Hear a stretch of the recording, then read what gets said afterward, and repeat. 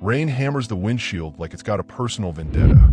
The car cuts through puddles that splash like dark blood across the asphalt, each one reflecting the glow of Ravencourt's neon signs. Inside, the leather briefcase sits on Luciano Delmore's lap, its brown surface catching the amber streetlight every few seconds. His tattooed fingers tap against it, a rhythm only he understands. Talp, talp, talp. The sound of a man counting the seconds until he reclaims what is. The Mercedes moves through the city's back streets, avoiding the main roads where cameras still hunt for ghosts. Luciano's three-piece suit is black, pressed with military precision. Every fold is sharp. Every line is deliberate. His tie hangs perfectly centered, and his dress shoes, polished to a mirror shine, rest flat against the car floor. But it's his hands that tell the real story. Snakes coil up his neck in intricate black ink, disappearing beneath his white collar like they're hunting something inside him. His left temple carries a scar, thick and jagged, the kind of scar that comes from a bullet that should have ended him. 3 years ago, it almost did.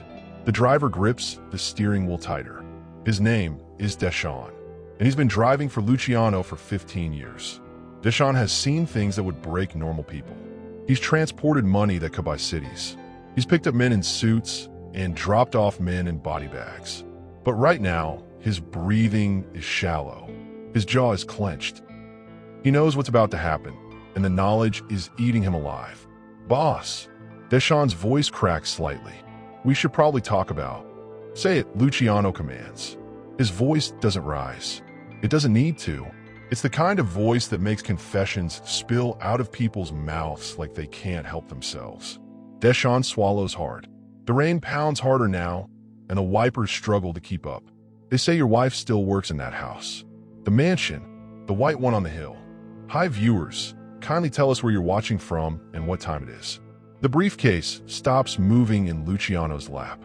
His tattooed hand trembles, actually trembles for the first time in 3 years.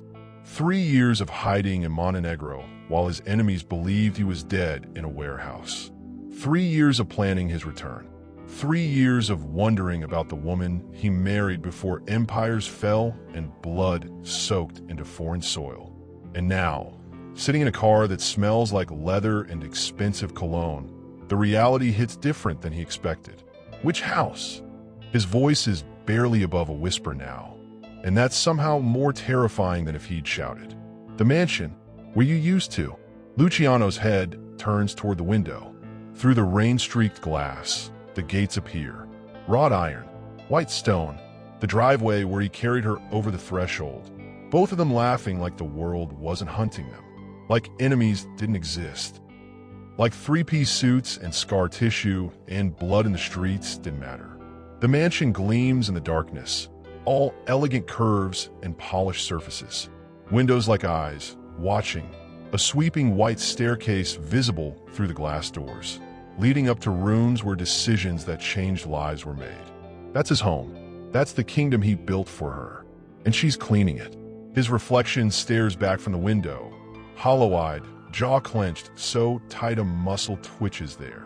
The scar tissue on his temple pulls when he clenches his teeth. The snakes on his neck seem to move in the shadows. This man looking back isn't the same Luciano Delmore who disappeared 3 years ago. This version is harder, meaner, angrier, but something else is there too. Something that looks a lot like fear. The car begins to slow. Deshawn's hands shake as he downshifts. The gates grow larger in the windshield. The mansion waits behind them, and somewhere inside those walls, behind marble floors and polished railings and chandeliers that cost more than most people's houses, his wife breathes. His wife scrubs. His wife survives. And she doesn't know he's coming. What would you do if you came home to find everything stolen, including the person you love most? Would you burn all down, or would you choose something harder? Drop your answer below. The apartment smells like bleach and broken dreams. Candles flicker across Raina's face as she sits on the edge of a bed that sags in the middle from too much weight and not enough support. Her long brown hair falls across her shoulders like a curtain between her and the world. The child beside her, a boy no more than 3 years old, sleeps with his fist curled against his mouth. His hair is dark like his father's. His eyelashes are long and thick, the kind of eyelashes that catch the light when he cries, which he does often. Too often. She stares at the photograph on the nightstand. Luciano, younger, in a black suit that fits him like a second skin. His expression is different in the picture, softer, like maybe he believed in good things once. She touches the photograph's edge, but doesn't pick it up. She's learned that picking it up leads to crying, and crying leads to sleepless nights, and sleepless nights lead to mistakes that could cost them everything. I counted the money again, she whispers to the photograph, as if it can't hear her. We have enough for 3 more weeks. Maybe 4 if I stretch it. Then the landlord will throw us out, and I don't know where we go after that. Her hand moves to her belly, flat beneath her shirt, or not quite flat anymore. There's a curve there now. A change. Your son needs to eat. He needs warm milk and clean clothes and stability. I'm trying so hard, but I don't know how to be enough anymore. The photograph doesn't answer. It never does. On the nightstand beside the photo sits a folder thick with papers. Hospital bills, collection notices, the red-stamped final notice that arrived last Tuesday. The numbers blur together. 15,000 for the birth, 8,000 for complications, 3,000 for the emergency room visit when the fever came. Numbers that might as well be millions. Numbers that have become her new enemy. She picks up her phone. The screen glows in the dark apartment. A text message sits unread from an unknown number. Need live in Maid. Mansion position. Housing included. Room for child. Marco's recommendation. Her stomach drops. Marco. The name tastes like poison on her tongue. Marco Venturi. The man who smiled at her wedding like he genuinely celebrated their union. The man who moved through their lives for years like smoke. The man who, after Luciano disappeared, started showing up at her door with offers she couldn't refuse. She still remembers the first time. He brought groceries. Just simple things, milk, bread, eggs, but to a woman who hadn't eaten in 2 days, it was a miracle. Then he brought more. Then he offered to help with bills. Then he mentioned this job, this opportunity, this chance to survive. Her wedding ring catches the candlelight. Gold. Real gold. She's never sold it. Even though the pawn shop on 5th Street has a sign in the window, we buy gold at top prices. Even though 3 months of rent would fit into the value of that ring. Even though desperation has a voice that whispers every single day. The boy stirs in his sleep. His little hand reaches for her, even unconscious. Even in dreams, he searches for her. She takes his hand and holds it against her heart, feeling it beat steady and strong. That heartbeat is the only currency that matters now. Tomorrow we go to that house, she whispers. Tomorrow we start serving the people who stole everything from us. But we survive, baby. We survive, and someday, your father comes home. She doesn't believe it anymore, but she says it anyway. Hope is a habit now, even though it tastes like rust. The candles flicker and nearly go out. She watches them struggle against the darkness, burning themselves down to nothing just to provide a few more minutes of light. That's what she's doing too, burning down one day at a time, just to give her child a few more minutes of stability. A few more minutes of being his mother instead of being a ghost try to haunt her own life. If you lost everything and had to choose between your pride and your child's survival, which would you choose? Tell us your thoughts. The black maid's uniform hangs on her frame like a curse wrapped in fabric. Reina stands before the mirror in the servants' quarters and barely recognizes the woman staring back. Her skin is paler than it should be. Her cheekbones are more prominent. Not in an elegant way, but in the hollow way of someone who's skipped too many meals. The uniform is polyester, cheap, the kind that clings to skin and makes you feel smaller than you actually are. Her feet are bare against the cold tile floor. Bare feet, on marble that she selected years ago when she was someone, when she mattered. The blue cleaning cloth hangs damp in her hand, already starting to smell like industrial soap and failure. The mansion smells different now.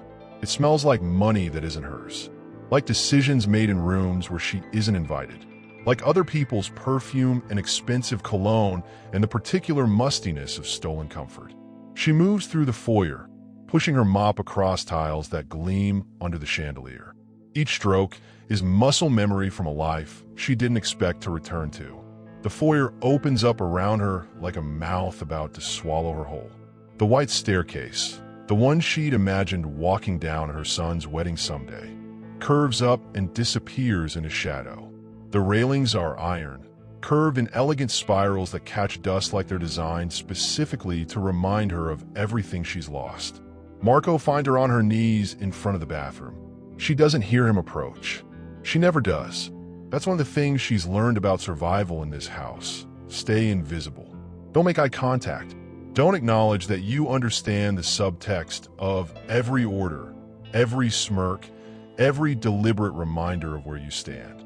His shoes are custom leather, Italian. Expensive in a way that screams, "I didn't earn this." He stops 3 feet from her, close enough that she can smell his cologne, something imported that probably costs more than she makes in a month. The marble floors in the East Wing are showing spots, he says, his voice carrying the tone of someone speaking to an object instead of a person. "I had guests yesterday. You missed some. That's not acceptable." Raina doesn't look up. Her hands continue their circular motion. Push, scrub, rinse, repeat. This is her prayer now. The repetition is what keeps her sane. If she looks up, if she makes eye contact, if she acknowledges his humanity, it becomes harder to ignore her own. Also, the silver in the dining room needs polishing, he continues. And after you finish the upstairs, the kitchen floor is sticky. I don't know how that happens, but it bothers me. She still doesn't respond. Silence is armor. Silence is a shield. Silence is the only tool she has left. Marco crouches beside her, and his proximity makes her skin crawl. She can see his shoes now. Italian leather, probably handmade, definitely expensive. She can smell his cologne mixing with the cleaning solution, creating something that smells like violation. "Your son," he says, and the words freeze her completely. He's been crying in the downstairs nursery. Beautiful boy. He has his father's eyes. Such a shame he'll never know what his father was worth. Her hands stop moving. The mop goes still. Her entire body goes rigid because she understands what he's doing. He's reminding her that he can see her child, that he knows where her child sleeps. That power over her extends to power over the most vulnerable thing in her world. "But don't worry," Marco continues, his voice dripping with satisfaction. "I take good care of what belongs to me, even borrowed things." He stands up. His footsteps echo across the marble as he walks away. She hears him pause at the base of the staircase, and then he calls out. The crystal chandelier in the main foyer catches dust like a spider web. "Don't miss it again." She remains on her knees for 3 full minutes after he's gone. Her hands are shaking now. The blue cloth is twisted in her grip. She can hear her son crying somewhere deeper in the house. That thin wail of a child who doesn't understand why his mother isn't there to comfort him. He's with the other maid, a woman named Tasha who's kind enough but isn't his mother. That night, after the house falls silent, Raina moves through the darkness like a ghost.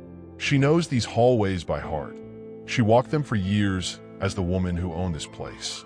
Now she walks them as the woman who cleans it. She ends up in the storage room on the 3rd floor, where dust sits thick on forgotten furniture. That's where she finds it. A wooden toy soldier, carved by hand, painted with careful detail.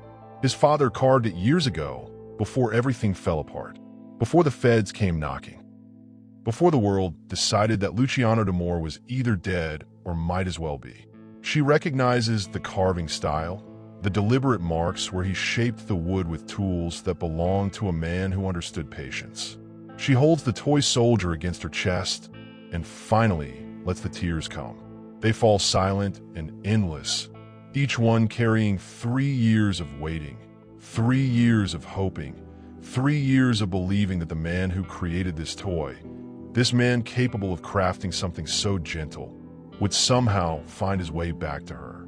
The toy soldier sits in her hand, painted and perfect and completely useless against the machinery that's crushed her life flat. What would you do if you found proof that the life you lost was waiting somewhere, watching but unable to reach you? Would you fight to get back to it?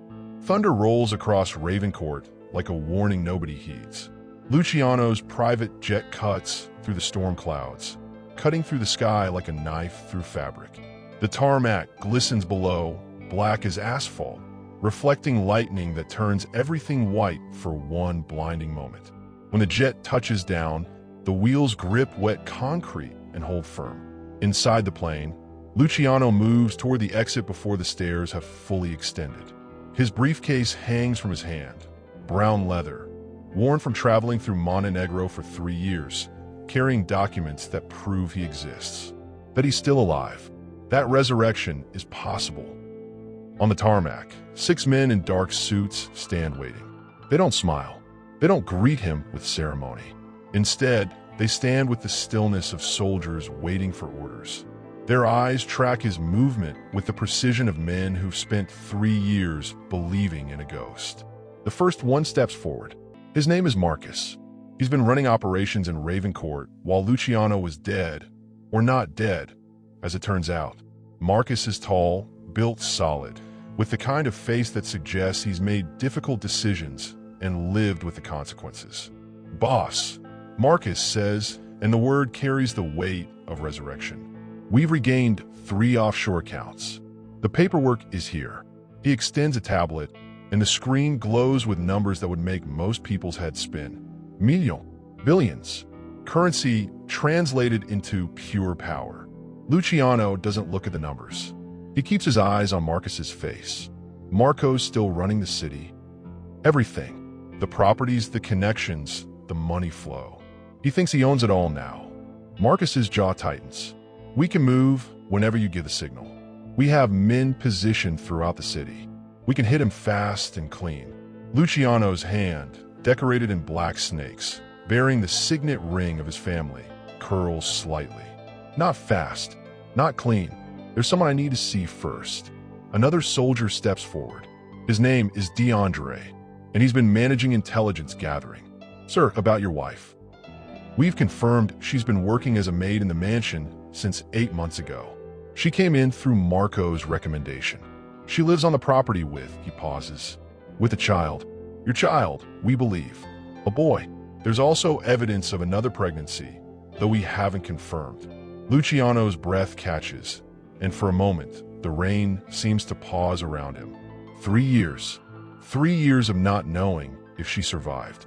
3 years of wondering if she'd moved on, found someone else, let the past become past.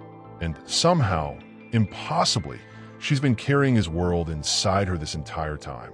Gather all men, Luciano commands. His voice carries the tone of someone who's just made a decision that will change everything.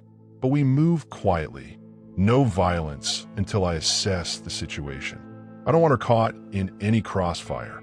Boss, if we move quietly, Marco will have time to... I don't care. Luciano's eyes lock onto Marcus's. My wife is in that house. That changes the entire operation. We're not just taking back property and money. We're retrieving what matters. The soldiers exchange glances. They've worked with Luciano D'Amore for years. They've seen him make decisions that rearrange the entire power structure of Ravencourt. But this is something different. This is personal, and personal decisions made by powerful men tend to end with bodies on the ground. 45 minutes later, a black Mercedes pulls up to a gas station 10 minutes drive from the mansion. Luciano sits in the back seat, watching rain stream down the windows. His suit is perfect. His briefcase is closed. His tattoos are hidden beneath his collar. To anyone watching, he's just another businessman passing through the city. But his eyes are hunting. Deshawn sits in the driver's seat, both hands on the steering wheel. He's been driving Luciano for 3 hours straight through rain and traffic and the slow return to a city that doesn't know its king is coming home. Deshawn has driven through worse nights, but this one feels different. This one feels like the universe is holding its breath. Boss, Deshawn says quietly, you should probably know something. Luciano doesn't respond, just waits. In his experience, information delivered with that much hesitation usually matters. When I drive past the mansion at night, I see her sometimes. In the kitchen, moving around late.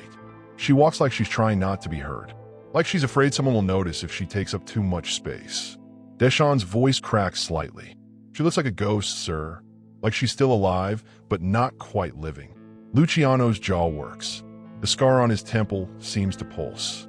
He closes his eyes and tries to imagine it. His wife, the woman he married when she wore white dresses and smiled like she believed in tomorrow, moving through corridors like she's apologizing for existing. He can't imagine it. But in 30 minutes, he won't have to imagine anymore. The car accelerates. The rain hammers harder. The mansion's gates loom closer with every passing second. And somewhere inside those walls, a woman kneels on marble floors, unaware that the ghost she's been praying for is walking toward her through the storm. What happens when the person you've been waiting for shows up when you've stopped believing? How would you react? The smell hits him first. Not the smell of perfume or expensive cologne. Not the smell of money and success and the carefully constructed world he built before empires fell.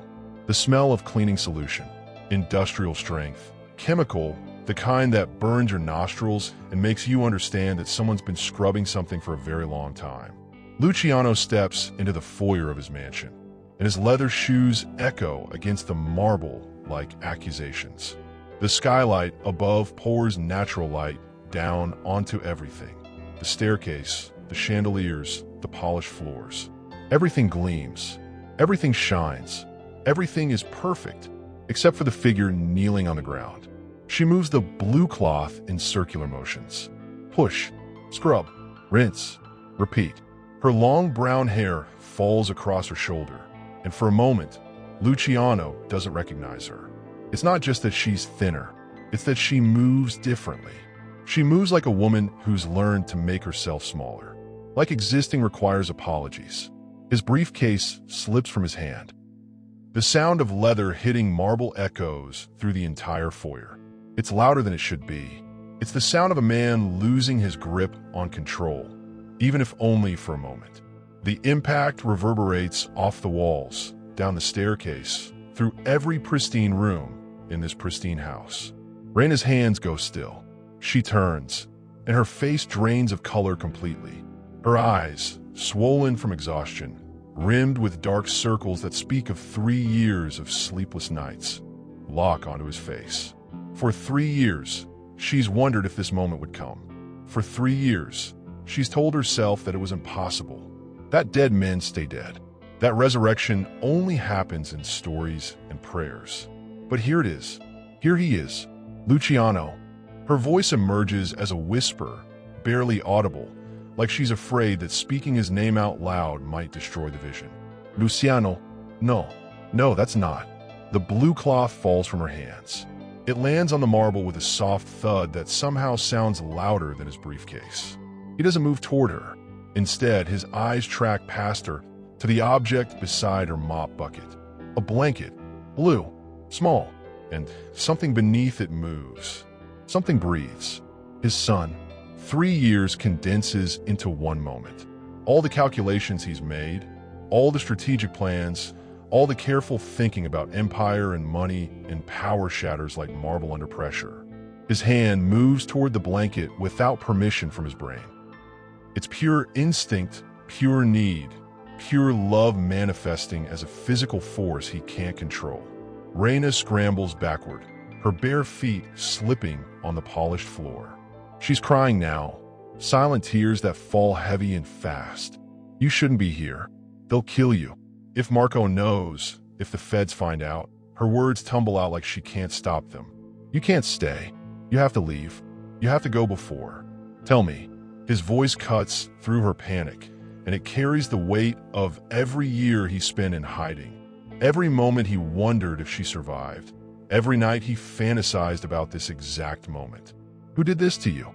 She doesn't answer. She doesn't need to. Her silence tells him everything. He recognizes the design choices in the mansion now. The paintings on the walls are different. Art he doesn't remember purchasing. The scent hanging in the air. There's something beneath the cleaning solution. Expensive cigars. Imported. The kind that costs more than working people make in a month. Marco. His hand moves to her belly, and he feels it. The slight swell beneath the black maid's uniform. His hand presses gently, and something moves beneath his palm. Another child. Another life growing in silence, in hiding, in the shell of a woman who's been trying to hold the world together with nothing but faith and stubbornness. You carried him, Luciano whispers. His voice doesn't sound like his own anymore.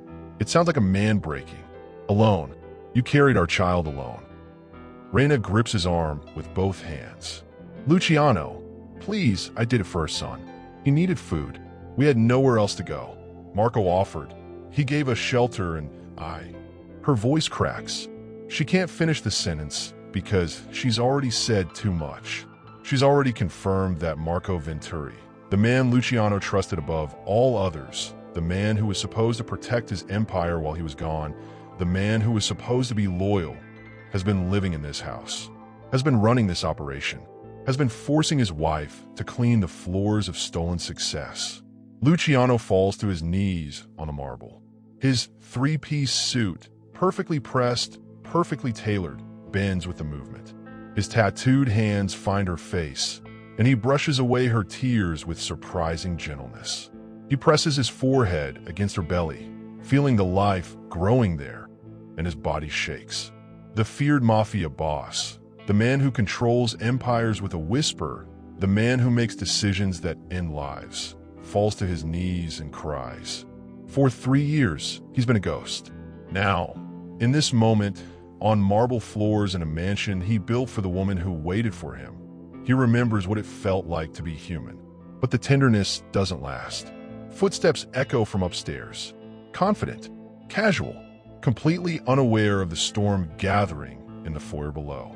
A voice carries down the staircase, smooth, satisfied, belonging to a man who believes himself untouchable. Reina, don't forget the upstairs bathroom. And make sure you polish the silver while you're up there. I have business associates coming tonight, and everything needs to be... The voice stops mid-sentence. What moment changes everything? Is it when the past returns, or when the person you're waiting for finally understands what they've missed? Marco stops mid-sentence. His body freezes on a marble staircase, one hand gripping the iron railing. His expensive shoes hang, suspended on a step halfway down. The color drains from his face like someone just pulled a plug inside him. His eyes lock onto the man kneeling beside Reina, and recognition hits him like a physical force. The ghost. The man everyone said was dead.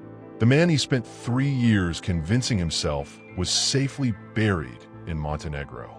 But there he is, real, breathing, kneeling on the marble with his forehead pressed against Reina's belly like he's paying homage to something sacred. Luciano, Marco says, and the name comes out fractured. I thought. Everyone said you were. Luciano rises slowly. His suit settles into perfect lines as he stands. He doesn't rush. He doesn't perform anger through speed. Instead, he moves with the deliberation of someone who's already won and is simply waiting for his opponent to understand the game is over.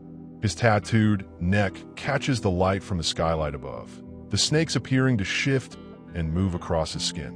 Reina backs away, putting distance between herself and what's about to happen. Her hand finds her mouth. Tears stream down her face. No, Luciano, please. I told you, don't do this. Not for me. Not like this. But Luciano's eyes never leave Marco's face. You were supposed to protect what I built, Luciano says, his voice traveling up the staircase like a blade cutting through air. You were supposed to watch over the empire while I was away. You were supposed to keep my wife safe. Marco descends the remaining steps slowly, his hands raising in a gesture of surrender that nobody believes. I did protect everything. I kept things running. I made sure the money flowed. I did exactly what you would have done if I'd what? Luciano steps forward, closing distance. If I died? Is that what you were hoping? That I'd stay dead so you could keep living in my house, spending my money, giving orders for my throne? It wasn't like that. Marco's voice cracks. You disappeared. 3 years, Luciano. 3 years with no word, no contact. What was I supposed to do? Let everything crumble? Let the streets run wild? Reina grabs Luciano's arm. Her bare feet plant on the marble, and her entire body trembles. Don't. Please. Look at me. Her voice carries desperation that could break stone. I didn't survive 3 years just to watch you throw it all away on revenge. Our son is sleeping downstairs. Your other child grows inside me. They need their father, not a martyr. Luciano's shoulders tense. His fist clenches. The muscle in his jaw works back and forth like he's grinding teeth. Every cell in his body wants to move forward, wants to end this moment permanently, wants to erase the man who took everything from him in one swift motion. But he looks at Reina, really looks at her. He sees the woman who survived 3 years on her knees, the woman who carried his child in silence, the woman who's asking him to choose something harder than violence. He exhales slowly. "You're right," he says, and the words seem to shock both Marco and Reina. "I came here ready to destroy you. I spent 3 years planning your end. But you know what I realized? Revenge doesn't give me back what I lost. It doesn't give me back the years with my son. It doesn't fix what's broken." He steps back from Marco, his hand still holding Reina. "So here's what happens instead," Luciano continues. "You don't leave the city. You stay. You work construction. Minimum wage. No connections. No power. You walk past my buildings every single day, knowing that I chose to let you live. Knowing that the man you buried is more powerful than you ever were. That's your punishment, Marco. Living with the knowledge that I'm still standing while you're on your knees." Marco's face crumbles. No, please. I can give you back everything. The properties, the accounts. It's already mine," Luciano says flatly. "My people have been working since I arrived. By morning, you won't have anything left to negotiate with." He snaps his fingers once. The entrance darkens. 2 men in dark suits step through, soldiers with faces that have seen violence and learned to live with it. They move toward Marco without hesitation, without mercy. Marco tries to run, but his expensive shoes slip on the marble. He falls, scrambling backward like an animal cornered. "No, Luciano, please. I did what I had to do. You would have done the same." "Maybe," Luciano says quietly, "but I'm not you anymore." The guards grab Marco, one on each arm. They lift him like he weighs nothing, like he's already dust. As they drag him toward the exit, his screams echo through the foyer. Not screams of pain, screams of witnessing his own irrelevance crystallize in real time. Reina watches him disappear, then turns to Luciano. Her entire body shakes. "What did you just do?" Luciano's hand finds her face, his tattooed fingers gentle against her skin. "I chose you," he says. "I chose our family over my anger. That's what you taught me while I was gone. You taught me that real power isn't about destroying enemies. It's about building something worth more than their destruction." Tell us in the comments, would you forgive someone who betrayed you, or would you take everything back? The mansion falls silent in a way that's never happened before. No footsteps hecho. No voices carry down corridors. No Marco, smirking from doorways or making demands that remind Reina of her place. Just silence. The kind of silence that feels like breathing room, like permission to exist without apologies. Luciano stands in the center of the foyer, briefcase finally in hand.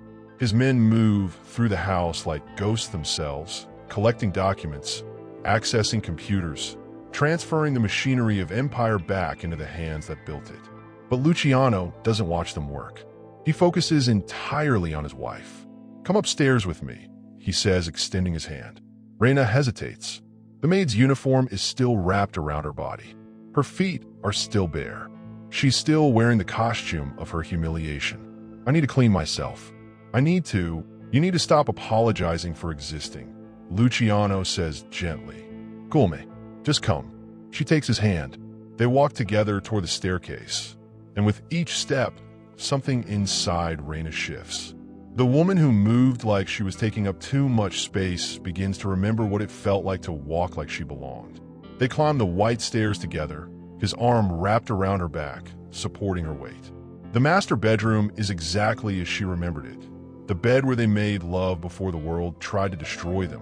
The windows overlooking the city, the balcony that faces east toward where the sun rises over Ravencourt.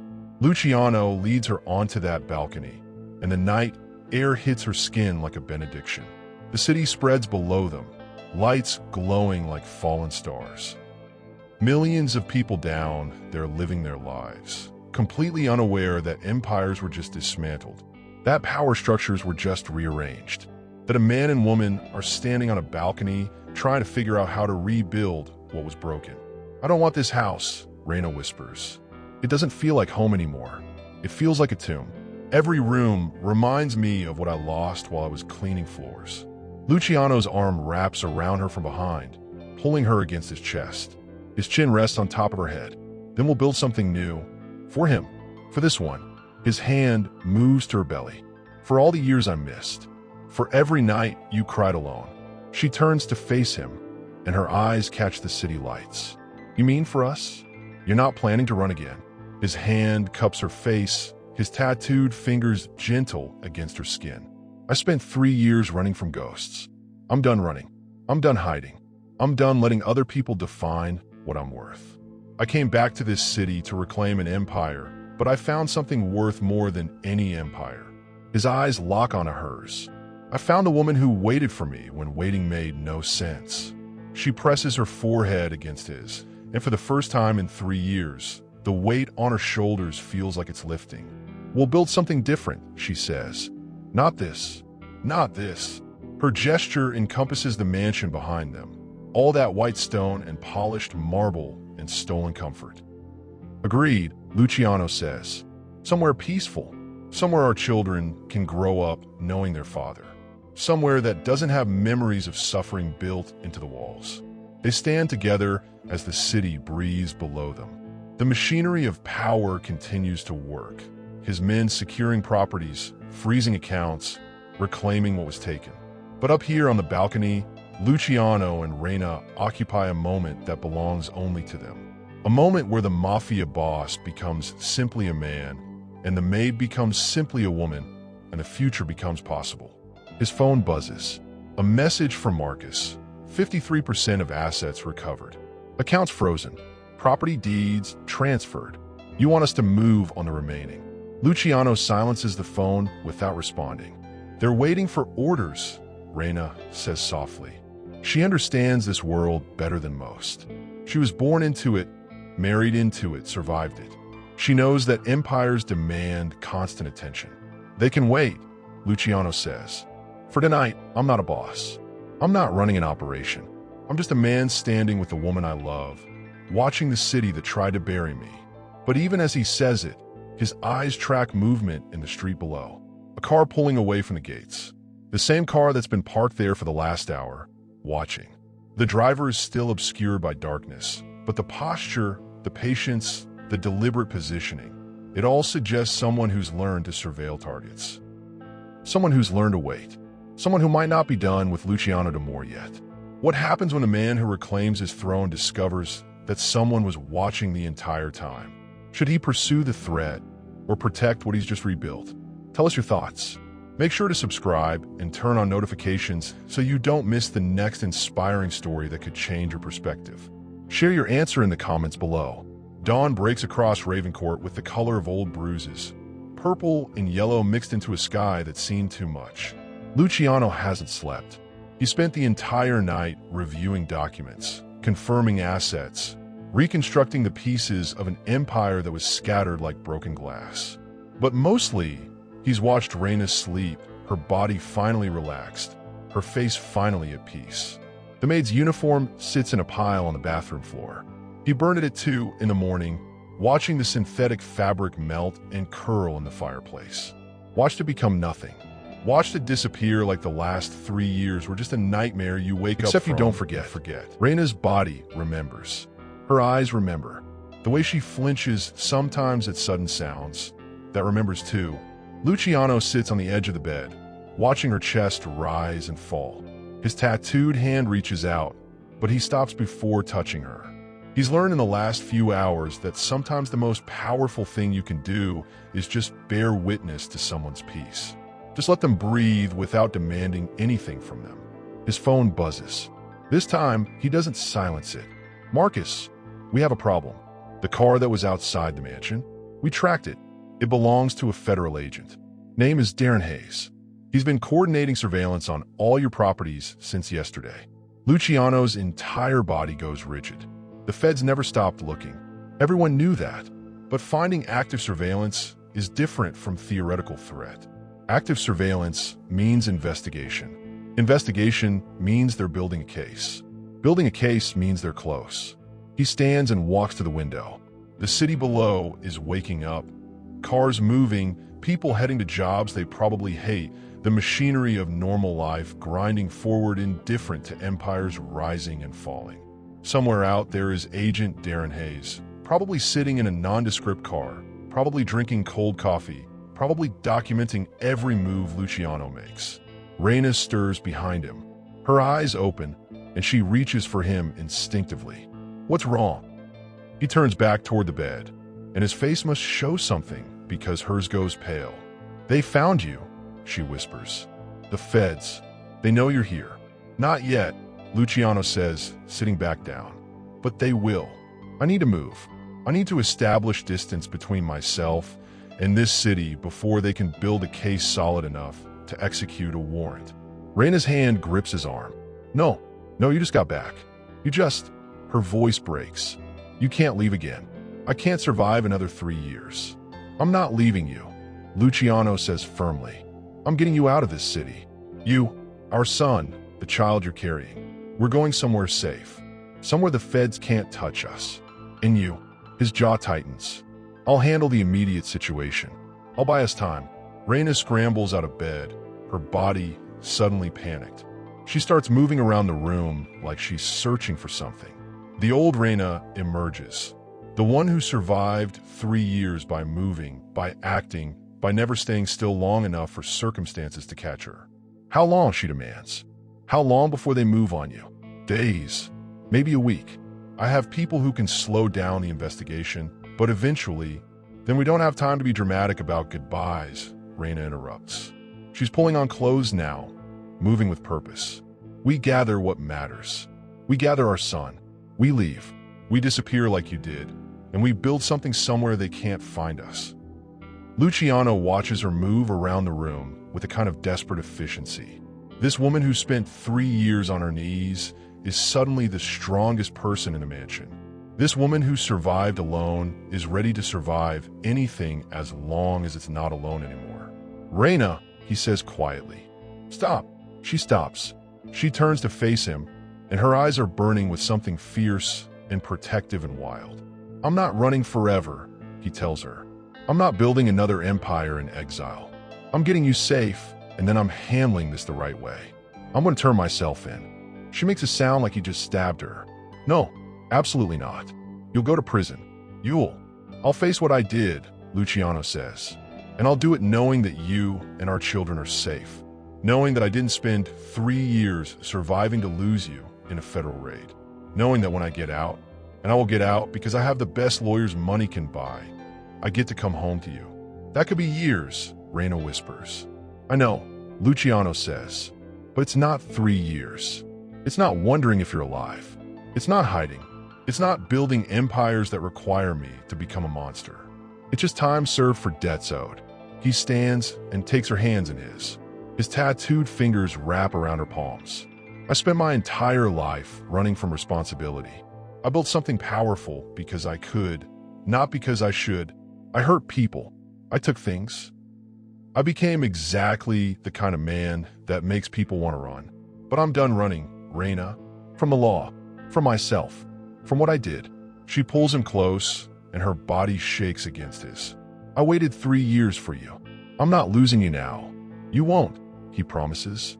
Because I'm not disappearing. I'm facing this. I'm going to walk into that federal building tomorrow morning with my lawyer, and I'm going to answer for what I've done. And you're going to take our son and this new life growing inside you, and you're going to build something beautiful without me for a little while. But what happens when you're finally free and the person you love chooses to walk back into a cage? What would you do? Tell us in the comments below. Don't forget to subscribe and turn on notifications so you never miss a story that could inspire your next chapter. Share this story with someone who needs to know that redemption is possible. The sunrise over Ravencourt is the most beautiful thing Reina has ever seen. She stands on the balcony of a new house, one they purchased with untraceable money, one that sits by the ocean instead of overlooking a city, one that has no marble floors and no servants' quarters. Just a place where a family can breathe. Their son plays in the sand below, his dark hair catching the morning light. He's laughing at something, maybe the waves, maybe the birds, maybe just the simple joy of being alive in a world that stopped trying to crush him. Luciano Jr. They've decided to call him, not because they're unimaginative, but because his father refused to let the name die when everyone thought he was buried. Reina's hand rests on her belly. The new life kicks occasionally, responding to sounds and movements and the simple fact of existing. 3 months from now, they'll have another child, another future, another reason to keep building, keep hoping, keep surviving. Luciano stands beside her, wearing casual clothes for probably the first time since they've known each other. No suit, no briefcase, no snakes visible on his neck because his collar is open and he's learning to exist without armor. His face is thinner now. The prison sentence has taken 3 years off his look, but it's added something to his eyes. Wisdom, maybe, or just the understanding that time is the only commodity that truly matters. One more day, he says softly. She leans into him.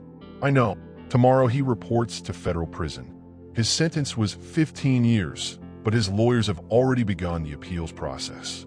They estimate he'll serve 6 to 8 if everything goes right. If he's lucky. If the system shows mercy, which it rarely does for men like him. But he's chosen this. He's chosen to face consequences instead of running. He's chosen his family over his empire.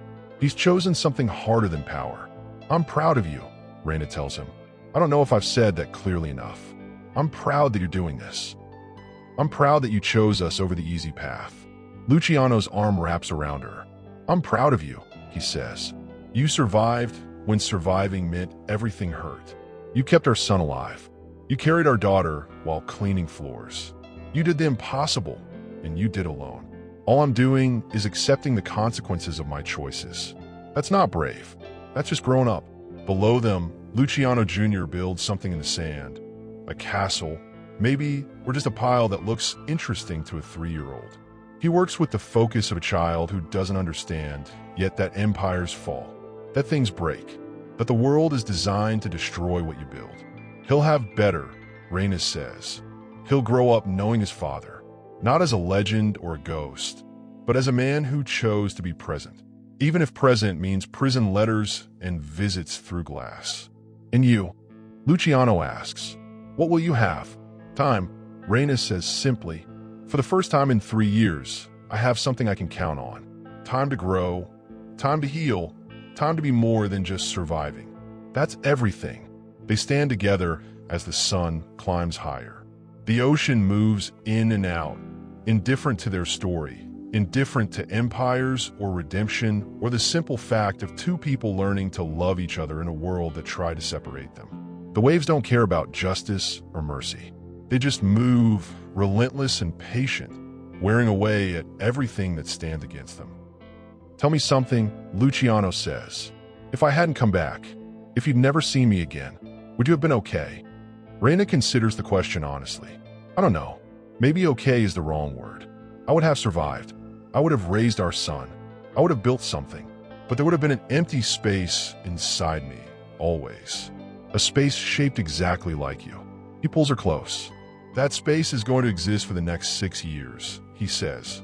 But it won't be empty. I'm going to fill it with letters and phone calls and the promise that I'm coming back.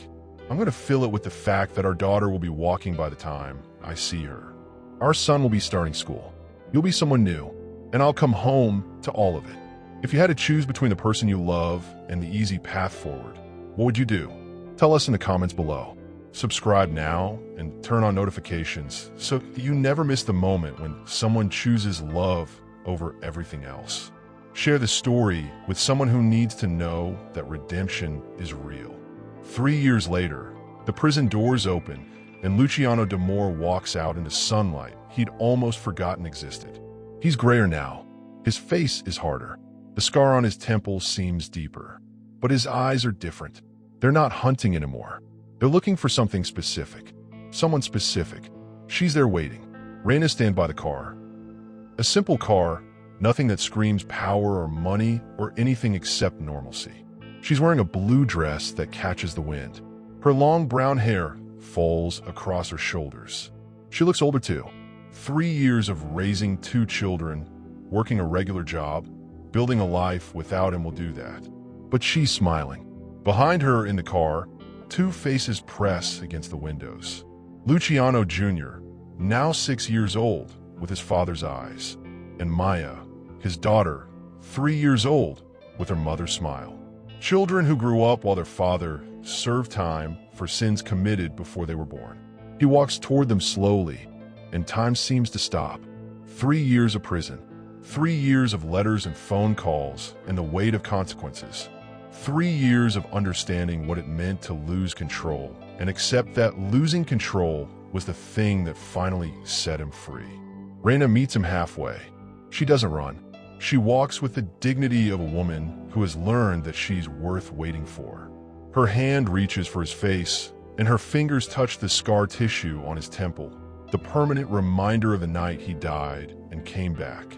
"Welcome home," she says. He pulls her close, and she fits against him like she always has. Like their bodies are made to exist together. Like 3 years is just a blink in a story that spans decades. "I'm never leaving again," he says. And he means it, not because he has to, but because he finally understands what matters.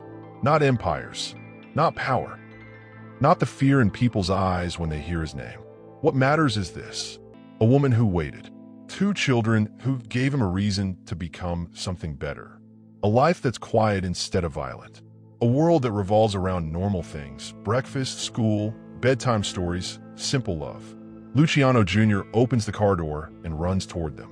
"Daddy," he shouts, and the joy in that single word contains everything Luciano learned in prison. Everything he understands now. Everything he built his new life around.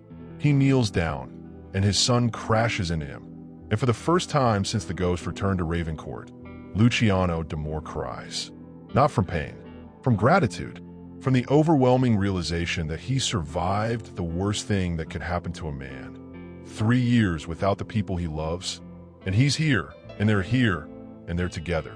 Maya stays in the car, shy still at this man who's been in and out of her entire existence through phone calls and visits.